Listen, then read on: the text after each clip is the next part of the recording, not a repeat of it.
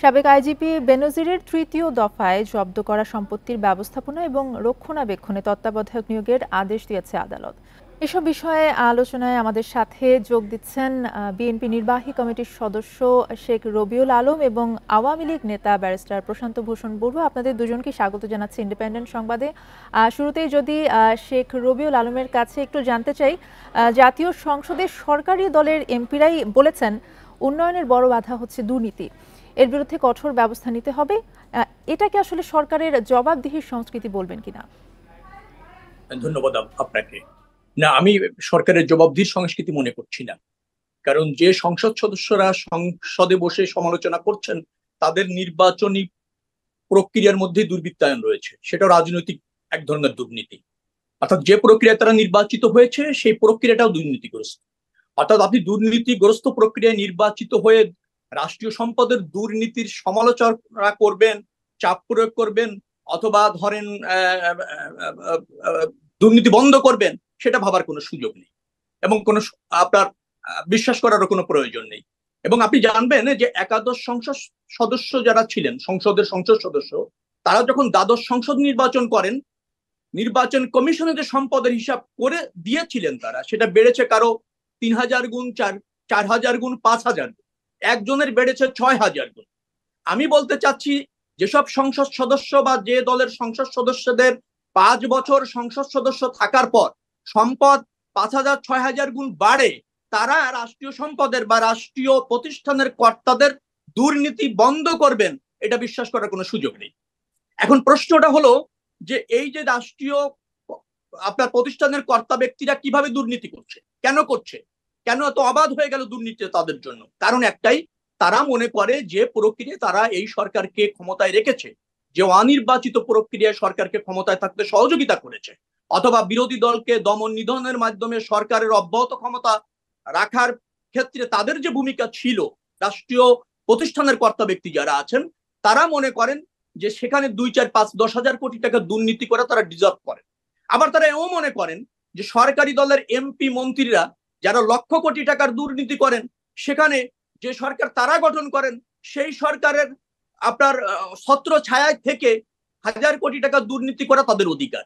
রাষ্ট্রে যখন এই প্রক্রিয়া বিরাজ করে, সেই সংসদ বা সেই সরকার, তার কাছ থেকে আপনি দুর্নীতি মুক্ত পদক্ষেপ পাবেন, ইনিশিয়েটিভ নিবে, এটা বিশ্বাস করার কোনো সুযোগ নেই। কথার সূত্র ধরে আমি যদি একটু প্রশান্ত ভূষণ বড়ুয়ার কাছে একটু যেতে চাই, আপনার কাছে যদি জানতে চাই যে যেমনটা শেখ রবিউল আলম বলছিলেন যে রাষ্ট্রীয় প্রতিষ্ঠানের কর্তা ব্যক্তিরাই কিন্তু দুর্নীতি করে যাচ্ছে দিনের পর দিন। 15 বছর আসলে আওয়ামী লীগ ক্ষমতায় আছে, তারপরে আসলে দুর্নীতি কেন কমানো গেল না? ধন্যবাদ। একটু সংশোধন করি, আমি আওয়ামী লীগ কর্মী, নেতা নই। শোনেন, রবি ভাই যে যুক্তিটা দিলেন, এটি ধরলে রবি ভাইয়ের তো বিএনপি করারই কথা না। কারণ ওনাদের দলের সাবেক মহাসচিব বই লিখে বলে গেছেন জনগণের ট্যাক্সের টাকা চুরি করে বঙ্গভবন থেকে বিলিয়ে বিএনপি গঠন করা হয়েছিল। কর্নেল আকবর সাহেবের কথা মনে আছে? জাহাজ মন্ত্রী, তিনি মন্ত্রী থাকাকালে ডেনিশ রাষ্ট্রদূত সংবাদ সম্মেলন করে প্রকাশ্যে তার বিরুদ্ধে ঘুষের অভিযোগ করেছিল। কোনো বিচার হয়েছে? বিএনপি আমলে হাওয়া ভবনের নামে কোনো মামলা করতে পেরেছিলেন? হাওয়া ভবন, এই মেজর জেনারেল আনোয়ারুল কবির তালুকদার বিদ্যুৎ প্রতিমন্ত্রী পদত্যাগ করে কি বলেছিলেন? পত্রিকায় শিরোনাম দেখি, আমার সামনেই আছে, যে বিবেকের তাড়নায় পদত্যাগ করলাম, 5,500 কোটি টাকার দুর্নীতি সহ্য করতে পারলাম না। আওয়ামী লীগ সরকার, একমাত্র সরকার বঙ্গবন্ধু সরকারের পরে মাননীয় প্রধানমন্ত্রী শেখ হাসিনার নেতৃত্বে, তারা দুর্নীতির বিচারের জন্য কিংবা যে কোনো জনবিরোধী পদক্ষেপের বিরুদ্ধে পদক্ষেপ নেবার জন্য এক মুহূর্তও দেরি করে নাই। কার্পেটের নিচের কোনো ময়লা সরকার যেমন নিজে লুকায়নি, আর কাউকে লুকাতে সহযোগিতা দূরের কথা, এমনকি ধরা পড়লে সাথে সাথে ব্যবস্থা। এই যে যাদের কথা আপনি বললেন, তারা এই সরকারের সময়েই সার্ভ করেছেন, তো তাদের বিরুদ্ধে ব্যবস্থাটা কখন হচ্ছে? এখনই তো হচ্ছে। এই জন্য তো আওয়ামী লীগ সরকারের বিদায় পর্যন্ত অপেক্ষা করতে হয়নি। কিন্তু অন্যান্য দলের সরকারের সময় তাদের বিদায়ের আগে এগুলো নিয়ে কেউ কথাও বলতে পারেনি। এমনকি তাদের আমলে একজন বিদ্যুৎ উপদেষ্টা ছিলেন, তাকে স্বঘোষিত দেশপ্রেমিক বলতেন নিজে নিজে, মাহমুদুর রহমান সাহেব। তিনি গাড়িতে বসে না নেমে তার পিএসকে দিয়ে মামলা করিয়ে রেহমান সোবান, দেবপ্রিয় ভট্টাচার্যদের নামে, সিপিডির নেতৃত্ববৃন্দের নামে মামলা, অ্যারেস্ট ওয়ারেন্ট করিয়েছিলেন গাড়িতে বসে। কেন? তারা বিএনপি সরকারের দুর্নীতির বিরুদ্ধে কথা বলেছিলেন। তো আজকে আপনি লক্ষ্য করবেন পার্লামেন্টে এই কদিন আপনারা দেখেছেন, আমরাও দেখেছি, দ্যাটস দ্য আপনার concrete proof that this parliament is supported by the people, this parliament is supporting the people, this parliament is in crusade against not only the corruption, against any anti-public activities in এই Bangladesh. বিষয়ে যদি আরেকবার আমরা শেখ রবিউল আলমের কাছে যাই, আপনার কাছে একটু জানতে চাইবো যে বিএনপির আমলে দুর্নীতির বিরুদ্ধে তেমন কোনো ব্যবস্থা নেওয়া হয়নি বলেও কিন্তু আওয়ামী লীগ নেতা বলেন বা কর্মীদের একটা অভিযোগ রয়েছে। আপনার কি মত এই বিষয়ে? আপনি কি দেখেছেন যে বিএনপির আমলে আইজি সাহেব 10,000 কোটি টাকার মালিক হয়েছেন, রাজস্ব কর্মকর্তারা হাজার হাজার কোটি টাকার মালিক হয়েছেন, সেনাপ্রধান হাজার হাজার কোটি টাকার মালিক হয়েছেন দায়িত্ব পালন করার সময়? এরকম একটা রিপোর্ট দেখাতে বলবেন। হাওয়া ভবনের কথা বললেন, হাওয়া ভবনের দুর্নীতির যে অভিযোগ আওয়ামী লীগ করে তার এগেনস্টে গত 16 বছর এবং 11 সরকার 2 বছর 18 বছর তদন্ত করে কোনো দুর্নীতির অভিযোগ প্রমাণ করতে পেরেছে সরকার? তারেক রহমানের এগেনস্টে দুর্নীতির কথা বলেন হাওয়া ভবনে বসে। তারেক রহমানের দেশে এবং দেশের বাইরে তিনি নিজে ঘোষণা করে বলেছেন বগুড়ার থেকে 10 কিলোমিটার দূরে তার 6 বিঘা জায়গা আছে পৈতৃক সম্পত্তি, এছাড়া কোনো সম্পদ নাই। সরকার দেশে বা দেশের বাইরে তারেক রহমানের কোনো অবৈধ সম্পদের অনুসন্ধান করে কোনো খোঁজ পেয়েছেন? এগুলি আওয়ামী লীগ প্রতিহিংসাবশত বলে।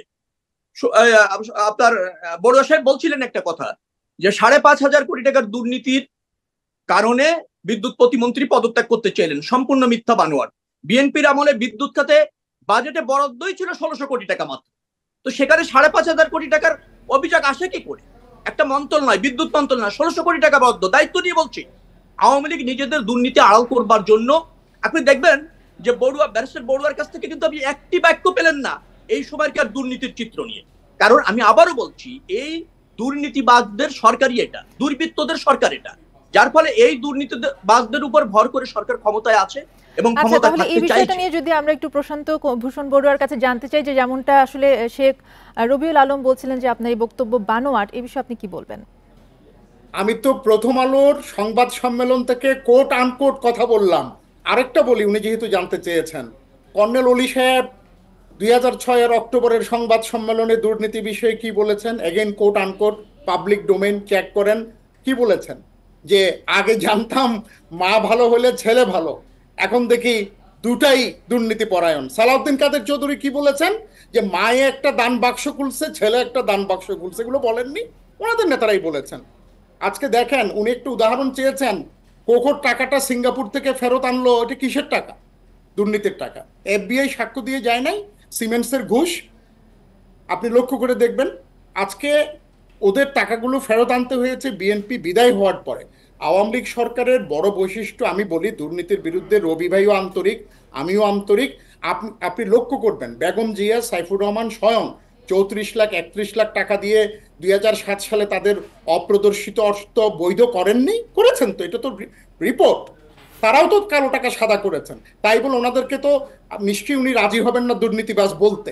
অর্থাৎ আমি যেটি বলতে চাই, বাংলাদেশ আওয়ামী লীগের মাননীয় প্রধানমন্ত্রীর নেতৃত্বাধীন সরকার সত্যিকার অর্থে যে জিরো টলারেন্স অবলম্বন করেছেন তার প্রমাণ নিজ দলের কেউ যুক্ত থাকলে, ওই যে একজন বললেন আপনাদের এখানে চাইনিজ কমিউনিস্ট পার্টির পলিটব্যুরো সদস্যকে ফায়ারিং স্কোয়াড, আজকে তো বাংলাদেশ তো সেই উদাহরণেই আছে।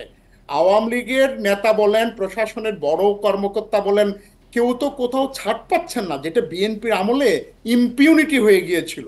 এবং কেউ ভাবে নাই যে এই হাওয়া ভবন, খোয়াব ভবন বলেন কেন। তাহলে আচ্ছা, আমরা যদি আরেকটু জিজ্ঞেস করি শেখ রবিউল আলমের কাছে যে যদি বিএনপি ক্ষমতায় যায় সেক্ষেত্রে সরকারি কর্মকর্তাদের দুর্নীতির বিষয়ে কি ব্যবস্থা নেবে? সার্বিক পরিস্থিতি মোকাবেলায় আসলে আপনার কি পরামর্শ? সরকারি কর্মকর্তারা সরকারের কাছে দায়বদ্ধ থেকে রাষ্ট্রীয় দায়িত্ব পালন করতে হবে। আর বিএনপি সরকারি কর্মকর্তাদের উপর নির্ভর করে ক্ষমতায় যায় না, যেতে চায় না, যার ফলে বিএনপির কোনো দুর্বলতা থাকে না। বিএনপি প্রতিবারই নির্বাচিত হয়ে সরকার গঠন করেছে, এখন গ্রহণযোগ্য নির্বাচনের মাধ্যমে সরকার গঠন করতে চায়। একটা কথা না বললে হয় না আর কি। বড়ুয়া যেভাবে বললেন, এই যে 13 লাখ কোটি টাকা কারা পাচার করলো, 4 লাখ কোটি টাকা রাইট অফ দ্য ব্যাংক থেকে কারা নিয়ে গেল, কাদের দুবাইতে 527 জন ধনকুবের এই দেশের মানুষ, বাংলাদেশের মানুষ, কারা সিঙ্গাপুরে থেকে বিলিয়ন ম্যান হলো, কারা মন্ত্রী থেকে 3000 কোটি টাকা লন্ডনে পাচার করলো, কারা কারা বেগমপাড়া করলো, কারা সুইস ব্যাংকে টাকা রাখে, কারা আপনার মালয়েশিয়া প্রশ্নের সেকেন্ড হোম উত্তরগুলো করে? যদি আমরা একটু প্রশান্ত ভূষণ বড়ুয়ার কাছে জানতে চাই, আপনি এই বিষয়ে কি বলবেন? শোনেন, আজকে যে সমস্ত জায়গার কথা উনি বললেন, বিএনপি, জাতীয় পার্টি, আওয়ামী লীগ, বিভিন্ন সরকারের নির্বিশেষে সুইস ব্যাংকে মানুষের টাকা ছিল, এখনো আছে, ভবিষ্যতেও থাকবে। আর 1 কোটি প্রবাসী, তারা তো বাংলাদেশ থেকে কেউ টাকা নেয় না, এটা একটা বিষয়। কিন্তু আমি যে বিষয়টা বলতে চাই, দেখুন, প্রশাসনকে ঢালাওভাবে আক্রমণ করে প্রশাসনের নৈতিক মেরুদণ্ড ভেঙে দেওয়ারও কিন্তু একটা চক্রান্ত চলছে, এখানেও সতর্ক থাকতে হবে। এই প্রশাসন, এই পুলিশ কনস্টেবলরাই কিন্তু মা ছেলের, বাবা ছেলের লাশ দেখেনি, দাফন করেনি, পুলিশ করেছে। প্রশাসনের ইএনও মাঠ পর্যায়ের কর্মকর্তারা করেছে। এই প্রশাসন কিন্তু বাংলাদেশ বিরোধী চক্রান্ত নস্যাৎ করেছে একের পর এক। এই সুযোগে প্রশাসনে কিছু রটেন অ্যাপল আছে, থাকতে পারে, বিচার হচ্ছে, কিন্তু এই সুযোগে বিএনপি যেভাবে পুরো প্রশাসনকে দায়বদ্ধ করার একটা অপচেষ্টা করছে এবং বদনাম দিচ্ছে, এটি বাংলাদেশ বিরোধী একটা বৃহত্তর ষড়যন্ত্রের অংশ ছাড়া আর কিছুই নয় বলে আমরা মনে করি।